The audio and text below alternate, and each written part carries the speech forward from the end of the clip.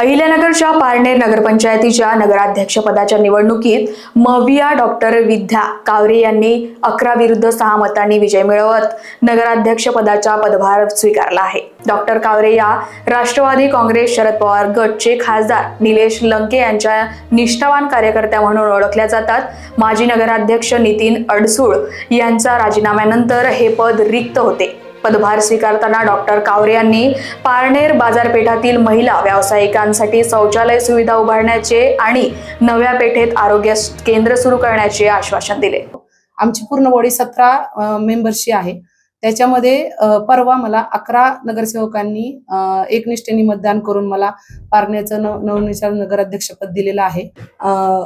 प्रामुख्याने आपल्या पारनेरमध्ये महिला जे व्यवसाय करतात म्हणजे बाजारात मार्केटला बसणे वगैरे आहे तर त्यांना शौचालय स्वच्छ शौचालय उपलब्ध करून देण्याचा मी जास्तीत जास्त प्रयत्न करेन, कारण ती खूप मोठी अडचण आपल्या इथं आहे। दुसरं आणखी एक असं की आरोग्याविषयी आपलं जे आरोग्य केंद्र आहे, एक आरोग्य केंद्र आपल्या पारनेर पासून थोडंसं बाहेरच्या साईडला आहे। एक आरोग्य केंद्र आम्ही आपल्या नवी पेठेमध्ये चालू करून महिलांना जास्तीत जास्त आरोग्य सेवा देण्याचा पण 100% प्रयत्न करू। Bureau report, Lokvahini media, Ahilyanagar.